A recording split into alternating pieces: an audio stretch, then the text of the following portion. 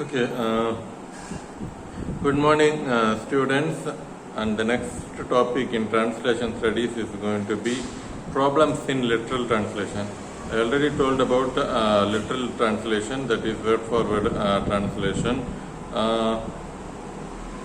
So literal translation has its own advantages and limitations.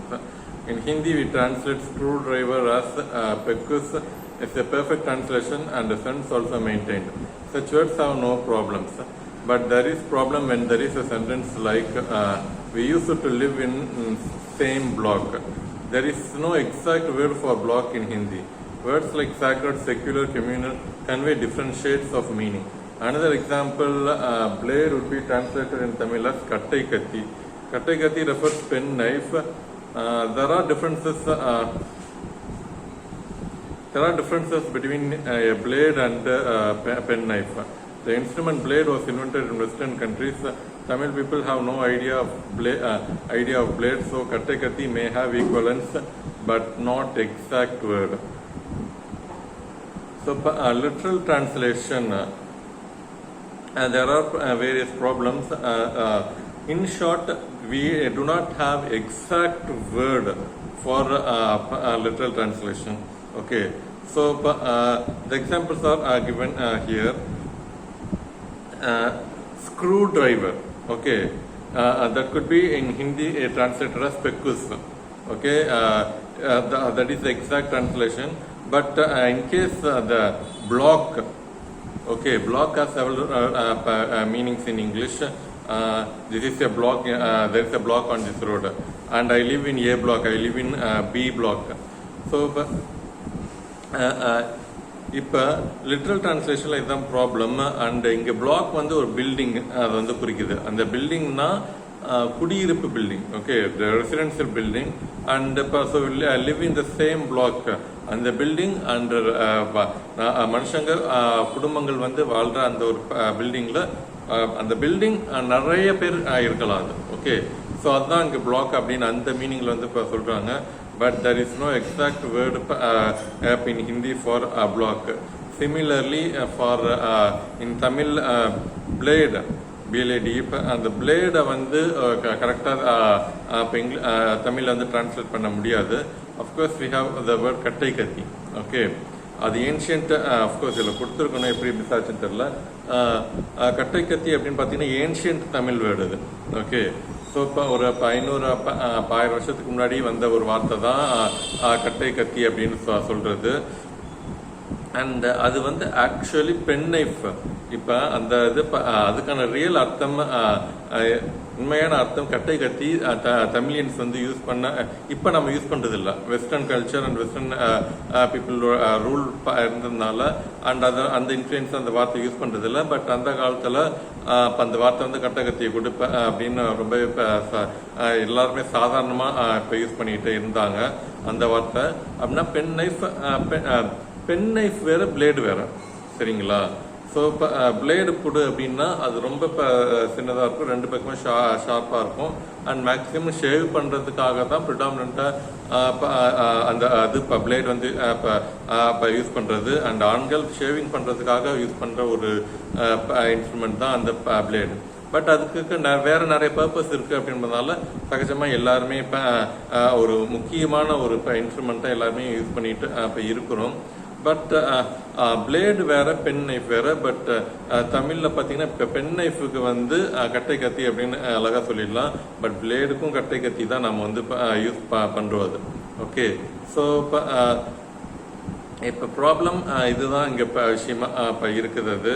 So but பிளேடுக்கு நம்ம கட்டை கத்தின்னு அழகாக translate பண்ணலாம். That is the apt word, but that is not the exact word, ஓகேங்களா? Blade வேறு and pen knife வேறு. But pen நைஃப்ன்ற வார்த்தைக்கு தான் தமிழில் வந்து ஒரு டிரான்ஸ்லேட்டட் வேர்டு வந்து இப்போ இருக்குது கட்டை கத்தின்னு. பட் பிளேடுக்கு அப்போ இல்லை அது, ஓகே. ஸோ இதே மாதிரி தான் இப்போ சாக்ரட், செக்யூலர், கம்யூனல் இதெல்லாம் இங்கிலீஷ்லேயே இருக்கக்கூடிய ஒரு விஷயங்கள். பட் அதெல்லாம் கரெக்டான டிரான்ஸ்லேஷன் கண்டுபிடிக்க முடியாது. And homonyms for Indian languages create problems for the translators. For example, uppkar in Marathi signifies refreshment. but the same sound in Hindi paints present.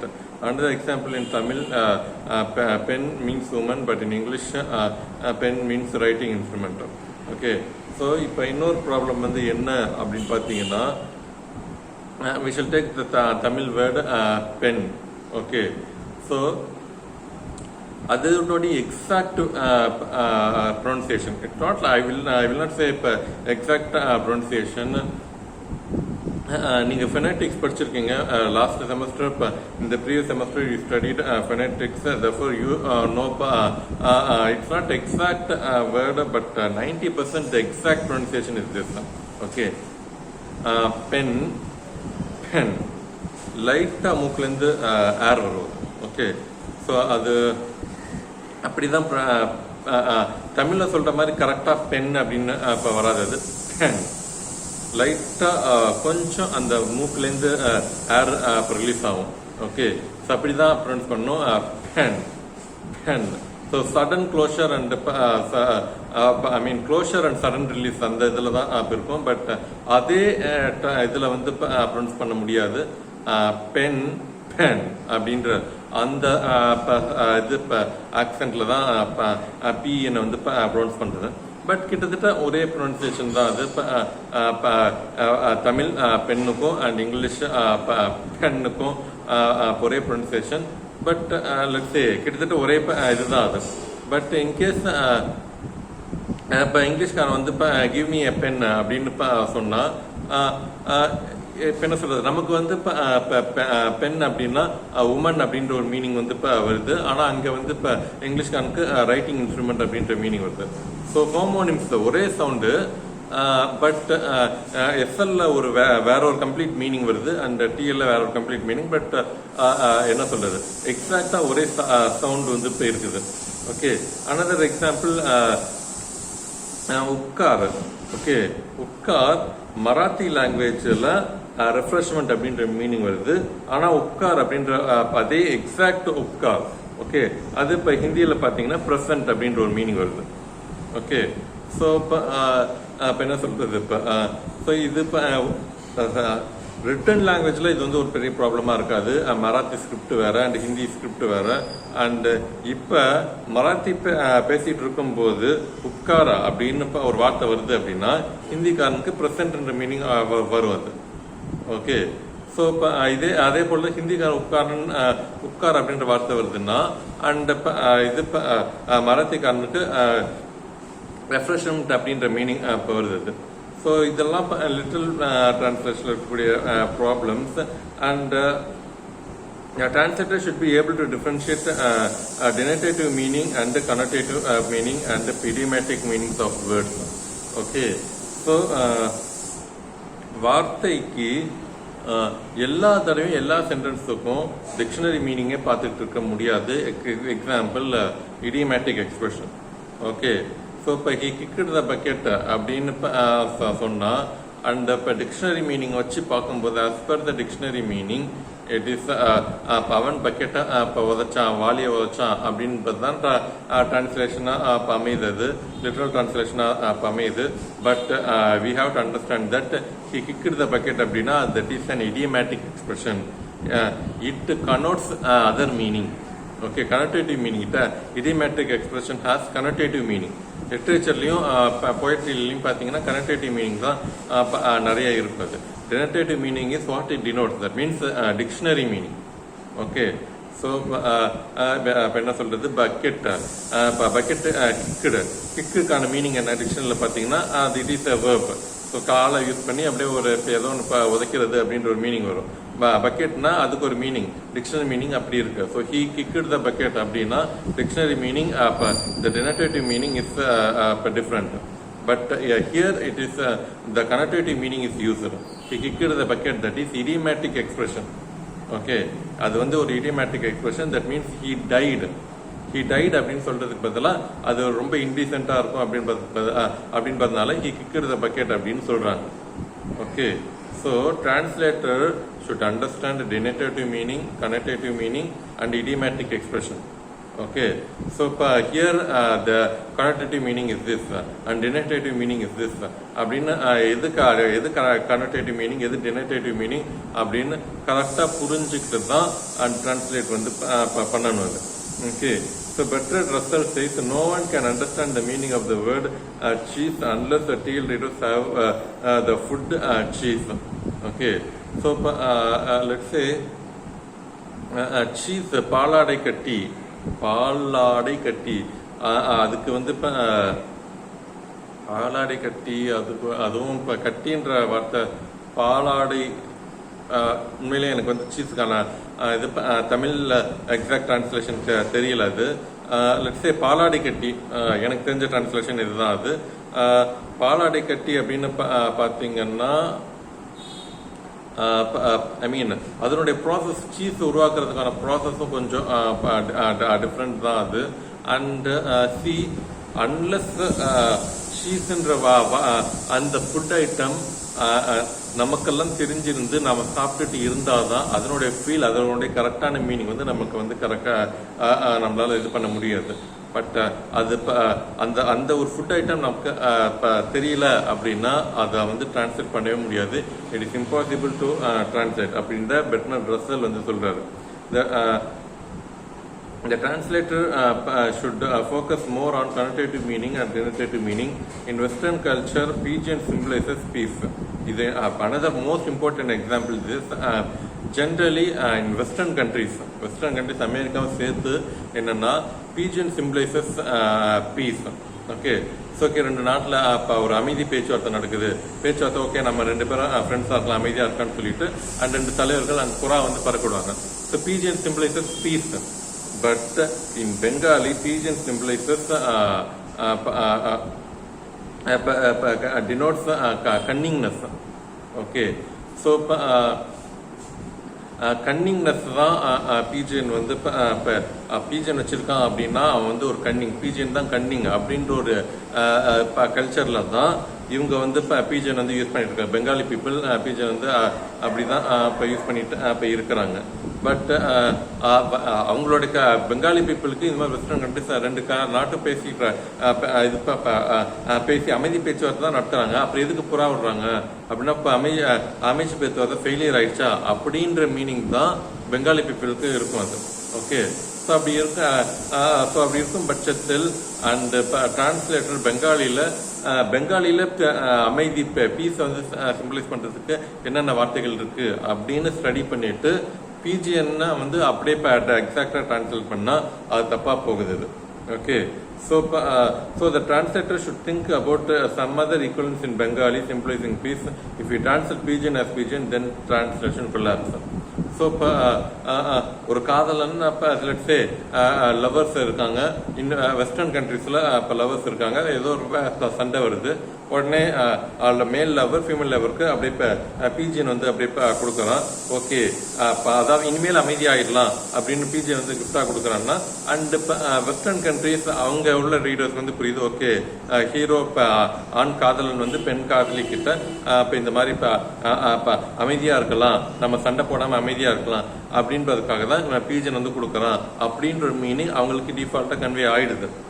Okay, so இப்போ ஆனால் பெங்காலி பீப்புளுக்கு ஓகே இப்போ காதலி இப்போ சண்டை போடுறாங்க அண்ட் இப்போ காதல் வந்து காதலிக்கிட்ட பீஜன் கொடுக்குறான் அப்படின்ன உடனே அண்ட் இப்போ என்ன பீஜன் கொடுக்குறான் அப்போ இன்னும் சண்டைக்கு தான் கூப்பிடுறானோ அப்படின்ற மீனிங் வந்து இது பெங்காலி பீப்புளுக்கு கன்வே ஆகிடும்.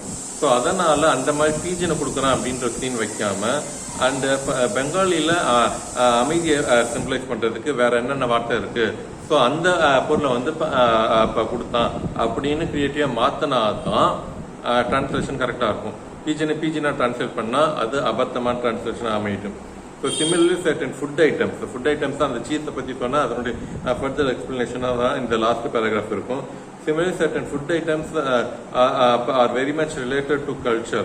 Indian food items like alva, puri, idli, dosa can never be translated but can be done transliteration. Similarly, pizza, burger, hot dog. Okay, so food items அப்படின்னு எடுத்துக்கிட்டிங்கன்னா அதெல்லாம் டிரான்ஸ்லேட்டே பண்ணவே முடியாது. அதெல்லாம் டிரான்ஸ்லேட் தான் பண்ண முடியும். தோசை அப்படின்னா தோசா அப்படின்னு தான் டிரான்ஸ்லேட் பண்ண முடியாது. ஓகே, ஸோ இப்போ இந்த ஃபுட் ஐட்டம்ஸ்லாம் இதுவே பண்ணவே முடியாது. அதே மாதிரி தான் பீஸா, பர்கர், ஹாட் டாக். ஸோ இப்போ சூடான நாய் அப்படின்னு சொல்லி அப்படின்னு இப்போ தமிழில் டிரான்ஸ்லேட் பண்ண முடியாது. ஹாட் டாக் அப்படின்னு தான் டிரான்ஸ்லேட் தான் தமிழில் பண்ண முடியும். பீஸா வந்து பிட்ஸா அப்படின்னு தான் டிரான்ஸ்லேட் பண்ண முடியும். ஓகே, ஸோ ஃபுட் ஐட்டம்ஸ் எல்லாம் டிரான்ஸ்லேட்டே பண்ண முடியாது, அதான் டிரான்ஸ்லேட்டட் தான் பண்ண முடியும்.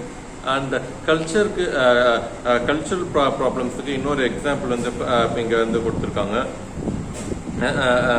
But what is problem? Another problem is culture. For example, consuming alcohol is common, and parents drinking alcohol in front of the parents is common in Western countries. But if the scene is translated in any Indian language, they would not accept this scene. The translator should use creativity, creatively change the scene, but the exact fidelity is missing. So this is a major problem. Okay, இப்போ நான் ஏற்கனவே இப்போ Mansfield பார்க்க அது கூட இப்போ தாராளமாக Mansfield பார்க்க வந்து இப்போ நான் கொடுக்கல, இப்போ நீங்கள் எக்ஸாம்பிளாக எழுதலாம் அது. ஓகே, மேன்ஸ்ஃபீல்டு பார்க்கில் வந்து பார்த்தீங்கன்னா கேரக்டர்ஸ் எவ்வளோ மறந்துடுச்சது. ஃபேனி அண்ட் எட்மண்ட் அவங்க தான் ப்ரொட்டாகனிஸ்ட். அண்ட் அக்கா இருக்காங்க அண்ட் தங்கச்சி இருக்காங்க. அண்ட் அக்காவுக்கு ஒரு பையன் எட்மண்ட், அண்ட் தங்கச்சி பார்க்க வாட் எவர் மேபி. இப்போ தங்கச்சிக்கு அவங்க ஒரு பொண்ணு இருக்காங்க ஃபேனி. ஸோ தமிழ் கல்ச்சர் படி இவங்க 2 பேரும் பிரதர்ஸ் அண்ட் சிஸ்டர்ஸ் தான் அது. ஓகே, ஸோ இப்போ இதை வந்து நம்ம தமிழ் ஆடியன்ஸ் வந்து இப்போ ஏற்றுக்கவே மாட்டாங்க. ஸோ இப்போ மேன்ஸ்ஃபீல்டு பார்க்க வந்து தமிழில் வந்து டிரான்ஸ்லேட் பண்ணுறாங்க அப்படின்னா இது இப்போ எட்மண்டும் ஃபேனியும் இது இப்போ ஃபேனியோட அத்தை பையன் மாமன் பையன் தான் எட்மண்ட் அப்படின்னு மாற்றணும் அது. ஸோ இப்போ அந்த இது ஃபர்ஸ்ட்டு இப்போ சிஸ்டர் இருக்காங்களா, சிஸ்டருக்கு பதிலாக அண்ணன் அப்படின்னு மாற்றினா தான், கிரியேட்டிவாக மாற்றினா தான் மேன்ஸ்ஃபீல்டு பார்க் வந்து அக்செப்ட் பண்ணிக்குவாங்க. ஓகே, ஸோ தங்கச்சி இல்லை அண்ணன். அண்ட் இப்போ அண்ணனுக்கு இப்போ தங்கச்சி இருக்காங்க, அவங்க தான் இப்போ ஃபேனி. அண்ட் இப்போ இது இப்போ அண்ணன் அண்ட் இப்போ அது இப்போ அவனை வந்து அண்ணன் அப்படின்ற உறவு முறையை மாற்றினா தான். அண்ட் இப்போ ஃபேனியோட அம்மா வந்து இது இப்போ எட்மண்டோடைய அப்பா வந்து இப்போ ஃபேனியோட அம்மா வந்து இப்போ அண்ணன் தங்கச்சி அப்படின்னு கதையை மாற்றினா தான் இது இப்போ டிரான்ஸ்லேட்டே பண்ண முடியாது. ஓகே, ஸோ இப்போ இதை வந்து அப்படியே இப்போ அண்ணன் தங்கச்சி அப்படியே இப்போ லவ் பண்ணிக்கிட்டாங்க அப்படின்னு இது பண்ணால் அது வந்து இப்போ டிரான்ஸ்லேஷனே ஆகாது அது. ஓகே, ஸோ இப்போ மேன்ஸ்ஃபீல்டு பார்க்க தமிழ் டிரான்ஸ்லேட் பண்ணும்போது அந்த உறவு முறையை க்ரியேட்டிவாக மாற்றினா தான் உண்டு அது. ஓகே, ஸோ இப்போ அப்போ தான் அது இப்போ தமிழ் ஆடியன்ஸை அக்செப்ட் பண்ணிக்குவாங்க, தமிழ் ரீடர்ஸ் வந்து அக்செப்ட் பண்ணிக்குவாங்க. அண்டு புக்கில் ஒரு எக்ஸாம்பிள் பார்த்தீங்கன்னா ஆல்கஹால் வந்து பார்த்தீங்கன்னா குழந்தைங்க முன்னாடியே வெஸ்டர்ன் பீப்புள் வந்து அப்படியே ஹஸ்பண்ட் அண்ட் ஒய்ஃப் 2 பேருமே சேர்ந்து கேஷுவலாக ஆல்கஹால் வந்து குடிப்பாங்க. ஓகே, அது அவங்க கல்ச்சரில் ஒரு காமனாக இருக்கும். And similarly what is it இந்த இது பாய்ஸ் அண்ட் கேர்ள்ஸ் ஃப்ரெண்ட்ஷிப்லேயும் இது வந்து இப்போ இருக்கும். அது வாட் இஸ் இட் இந்த டேட்டிங் கல்ச்சர் வந்து அண்ட் வெஸ்டர்ன் கல்ச்சரில் இப்போ யூரோப்பியன் கல்ச்சர்லையும் சரி அமெரிக்கன் கல்ச்சரில் ரொம்ப ரொம்ப காமனாக இருக்கும். ஓகே, அண்டு சரி, ஓகே, இப்போ டைம் ஆன பரவாயில்ல. ஐ மீன் ரெகுலர் கிளாஸ்லாம் இப்போ இது எக்ஸாம்பிள்ஸ்லாம் சேர்த்து தான் சொல்லுவாங்க. சரி, ஓகே, பரவாயில்ல. இப்போ என்னுடைய வீட்டில் வந்து இப்போ ஃப்ரெஞ்ச் பீப்புள் கொஞ்ச நாள் தங்கியிருந்தாங்க. ஒரு ஃப்ரெஞ்ச் கப்புள் 40-45 இயர்ஸ் ஓல்டு. அந்த மிடில் ஏஜ் கப்புள் வந்து ஒரு 10 வருஷத்துக்கு +1 +2 படிக்கும்போது சொன்னாங்க அந்த ஹஸ்பண்டுக்கு வந்து இங்கிலீஷ் தெரியும், அண்ட் ஒய்ஃபுக்கு வந்து இப்போ இங்கிலீஷ் வந்து தெரியாது. அண்ட் எங்கள் பேசிகிட்டு இருக்கும்போது கேஷுவலாக அப்படியே சொன்னாங்க, என் பொண்ணு வந்து ஒரு பையனோட டேட்டிங் போயிட்டு இருக்கான், my daughter is dating with a boy அப்படின்னு கேஷுவலாக அப்படியே சொல்லிட்டு இருக்காங்க. அண்ட் இது எனக்கும் இப்போ எங்கள் அப்பா எங்கள் அம்மாவுக்குலாம் ஷாக்கிங்காக இருக்கு. அப்பா ஐ மீன் என் பொண்ணு டேட்டிங்கில் இருக்கா, அதனால தான் பாண்டிச்சேரி சுற்றி பார்க்க வரல அப்படின்னு கேஷுவலாக அப்படியே சொல்கிறாங்க. இது அண்ட் ஒரு பொண்ணு இன்னொரு பையனோட இப்போ டேட்டிங் போயிட்டு இருக்கா. அண்ட் இப்போ அதை வந்து அப்பா வந்து கேஷுவலா ஓகே அப்படின்னு சொல்றாரு. அண்ட் இது அங்க சகஜம் அப்படின்னு தான் எங்களால் ஏற்றுக்க அப்படின்னு தான் இது பண்ண முடியுது. பட் ஒரு என் பொண்ணு வந்து ஒரு பையனோட டேட்டிங் போயிட்டு இருக்கா அப்படின்னு சொன்னேன். ஏன்னா ஒரு அப்பா நான் என்ன எதிர்ப்பு அப்படின்ற ஒரு அவமானமா தான் இது பண்ண முடியும். அண்ட் இப்போ ஒரு பொண்ணு இன்னொரு பையனோட டேட்டிங் போயிட்டு இருக்கா, அதை பேரண்ட்ஸ் வந்து சகஜமா ஏற்றுக்கக்கூடிய ஒரு கல்ச்சர்ல வந்து நாம வந்து கிடையாது. அண்ட் அதை வந்து டாலரேட்டே பண்ணிக்க மாட்டோம். அது யங்ஸ்டர்ஸ் நீங்களும் சரி. இப்போ நான் வந்து ஒரு பையனோட ஒரு பொண்ணோட டேட்டிங் போயிட்டு இருக்கேன் அப்படின்பது நீங்க இப்போ மனசளவில் இது பண்ணா கூட அது ஒத்துக்கல அப்படின்றத தாண்டி அது சகஜமா ஏத்துக்கிற ஒரு கல்ச்சர். அந்த கல்ச்சர்ல வந்து அது டேட்டிங் பார்த்தோம்னா ஈஸியா அதுல ஒன்றும் தப்பு இல்லையே. அதெல்லாம் உங்க மனசுக்குள்ள இருந்தாலும் இமீடியட்டா நீங்க அதை செய்ய மாட்டீங்க. அந்த டேட்டிங் வந்து செய்ய மாட்டீங்க because of the feel of culture. நம்ம தமிழ்நாட்டு கல்ச்சர் அதனுடைய இதெல்லாம் இன்ஃப்ளூயன்ஸ்ல அதை வந்து இப்போ ஈஸியா இது பண்ண மாட்டீங்க.